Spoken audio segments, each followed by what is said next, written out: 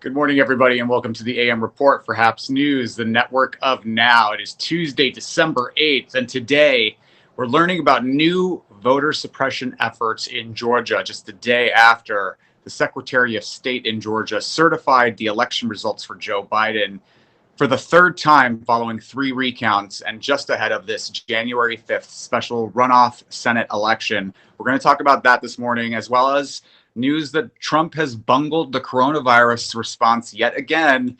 And after the first 100 million doses of this new Pfizer vaccine that's set to be distributed, we may not get more vaccine from the from Pfizer until next June. We're going to talk about that and cover all of today's top headlines, all of this and more on the AM Report.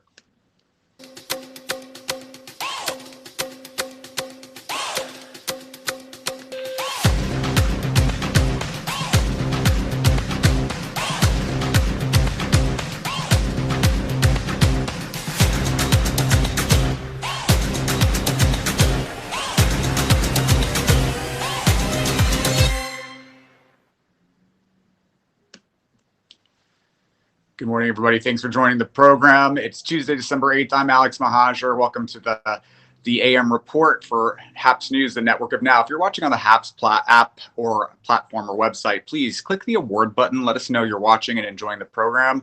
Or if you're watching on Facebook, Twitter, Periscope, Reddit, YouTube, leave a comment. Let us know what you're thinking, and I can bat around with you live on air. Appreciate you joining this morning.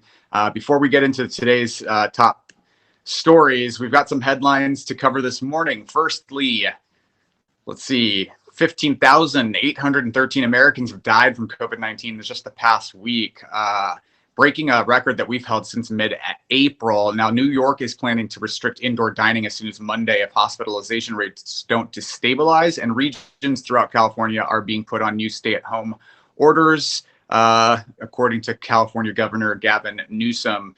So the cases are really raging, and we are learning about the new vaccine. The Pfizer vaccine should start its distribution here in the United States as early as this Friday. But until then, please mask up, stay safe. President-elect Joe Biden has nominated retired Army General Lloyd Austin to be the defense secretary. He will be the first black head of the Pentagon in history. He was also a top commander in the war in Iraq.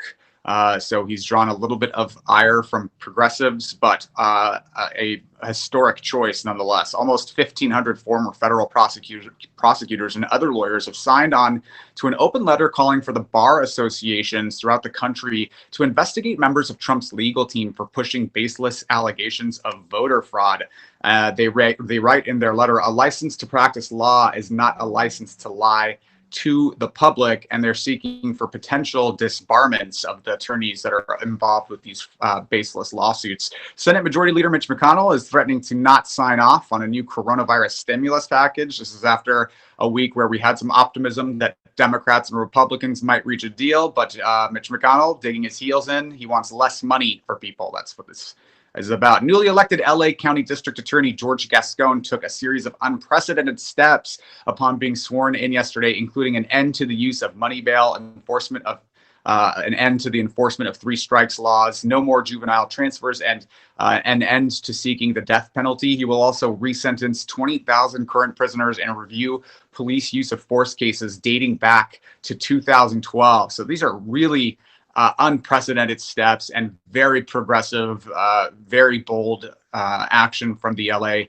new LA District Attorney George Gascon, who I'll note sat down for me an interview on this very program. So thank you, District Attorney Gascon, and congratulations on your election. So that's sort of the top headlines this morning. If you're watching, leave us a comment, let us know.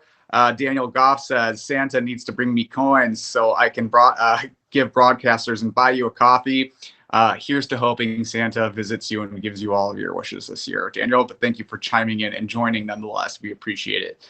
Carmen, good morning from San Diego. Good morning, Daniel from Westminster. Chime in. Let us know where you're watching from, what your thoughts are on these headlines this morning. Really, the top news this morning is this coronavirus vaccine. So we're learning this morning that Donald Trump has bungled the coronavirus response yet again, this time in ways that we didn't even know, but as recently as June. So Let's take a look at these coronavirus cases. This is from the New York Times. Today, the new reported cases are skyrocketing. As we said in the headlines, we've broken records that we had been sort of beating back since April. Now we are back again to our highest amount of new infections and daily deaths, I'll note. So here's what's happened. Once Pfizer delivers its first 100 million vaccine doses to the United States, the country is probably not going to get another batch from Pfizer until June of next year. And that's because the Trump administration passed on a deal last summer to secure more shots up front, and he didn't, and the European Union bought them. So Trump's parting gift as he leaves the White House will be that he failed so miserably on the coronavirus that he couldn't even secure us a vaccine when it was being offered to us back in June. Daniel Goff notes the UK is getting the COVID vaccine. And yeah, Daniel, you're absolutely right. It's upsetting news as coronavirus patients, as British residents, members of residents of the UK are getting vaccinated.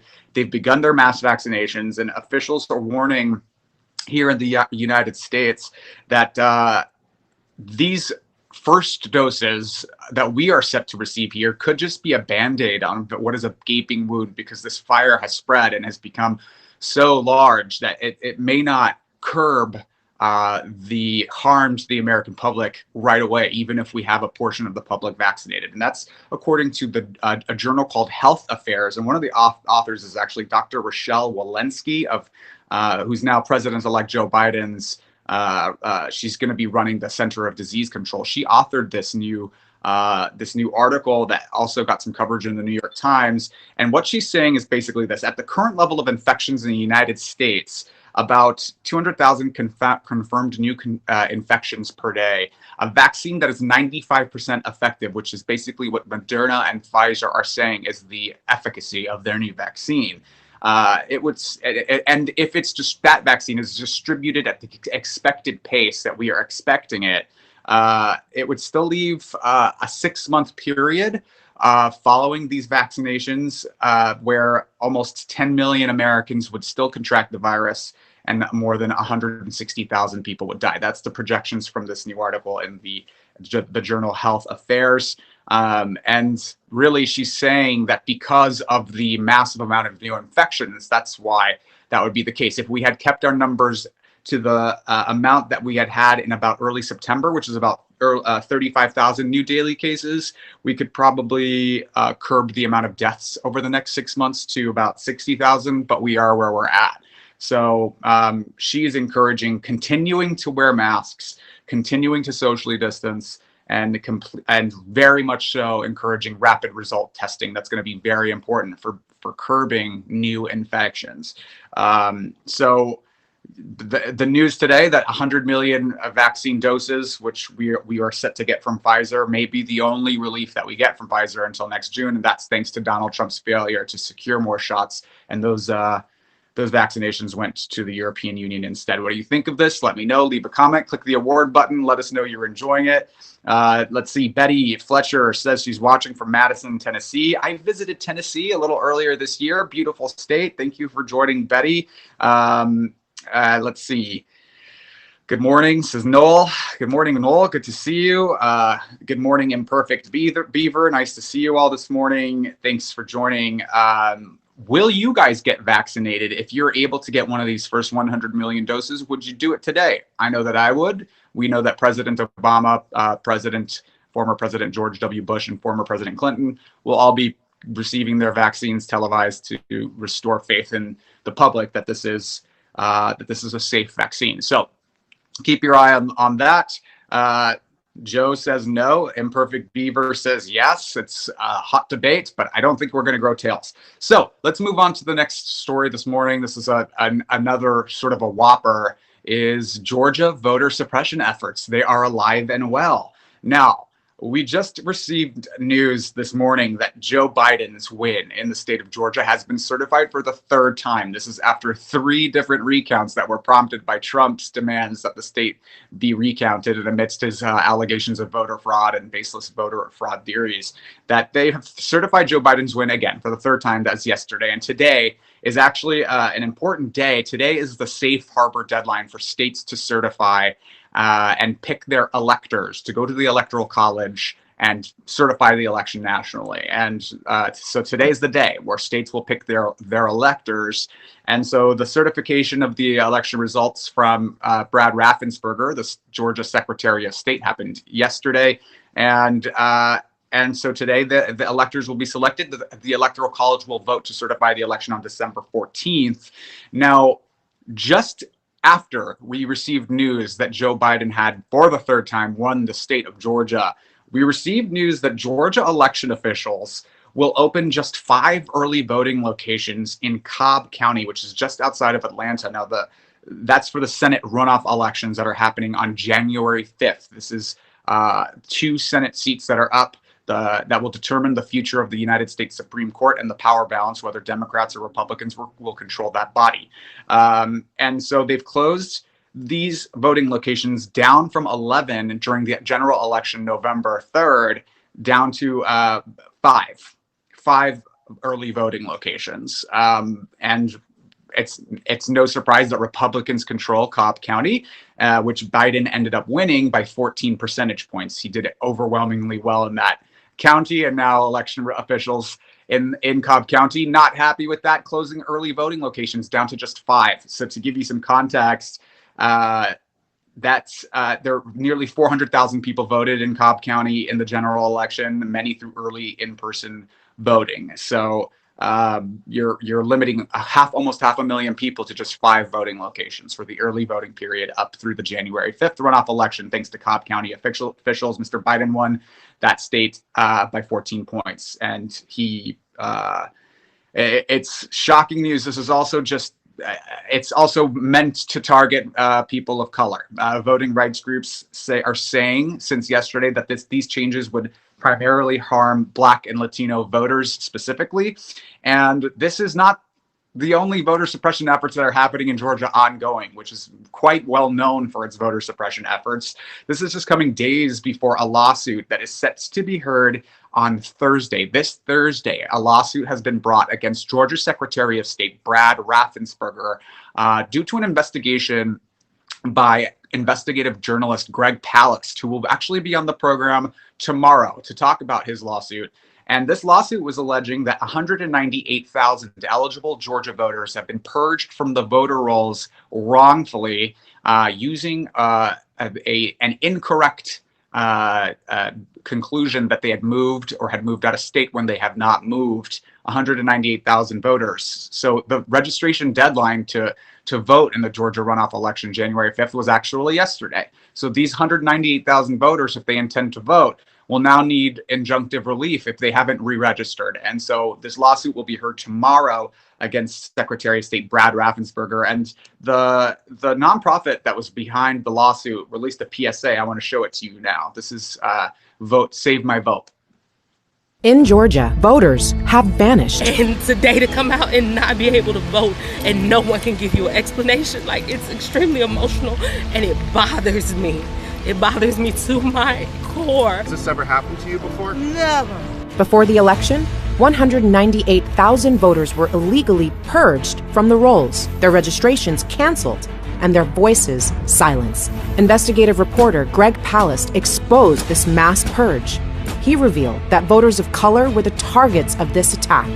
Palast's report for the ACLU and Black Voters Matter disclosed that the ethnic cleansing of voter rolls was launched by this man. Brian Kemp! You want a politically incorrect conservative, that's me. Mr. Kemp, are you removing black voters from the voter rolls? This is Rosario Dawson, and I am asking all you Georgians to make sure to go to SaveMyVote2020.org and check if you are one of the voters who have been purged from the voter rolls. You need to re-register.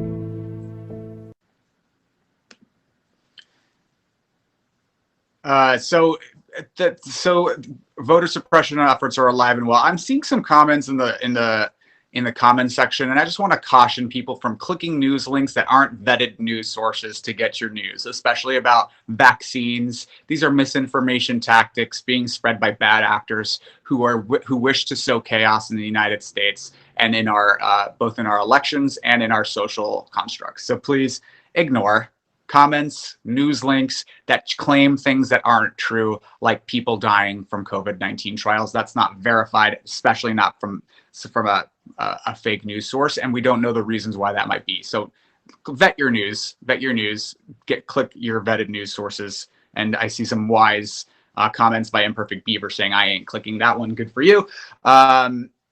So that's what's going on. We got some comments about the Save My Vote. Wow, that's so wrong. Says Bella Luna. Imperfect Beaver is encouraging you to listen to me. Thank you very much. And some people saying they're not gonna they're not saying it's not safe. I'm just saying we don't know. I think we know that it's safe. These vaccines have gone under clinical trials, so we know that they are safe. We listen to science. I listen to science, and I listen to what scientists tell me. And if former presidents are willing to get the vaccine, I'm willing to do it for the greater good of man. So thank you all so much for joining. So the Georgia runoff elections coming up January 5th. Early in-person voting begins December 14th. The deadline to register to vote was yesterday. So now it's time to buckle down. I believe you can start sending in your absentee ballots already. If you have them, you needed to request them already by November 18th. So if you've got your absentee ballots in Georgia, you can vote right now. People are voting. And we'll keep our eyes on those races. This has been the AM Report for HAPS News, the network of now. We are live every weekday morning at 7:30 a.m. Pacific, 10:30 Eastern. I'm Alex Mahajer. If you like this journalism, if you like this content, please consider sponsoring it or subscribing or buying me a cup of coffee. You can do any one of those things by visiting haps.tv/@Alex, or just tune in every weekday morning and let us know you're enjoying the program. Tomorrow morning, we'll be joined by investigative journalist Greg Palast to discuss his lawsuit in Georgia that is seeking to reinstate 198,000 wrongfully purged Georgia voters back to the voter rolls ahead of the January 5th runoff election. So we're looking forward to speaking with Greg, and we will see you all tomorrow morning. Thank you so much for joining, everybody.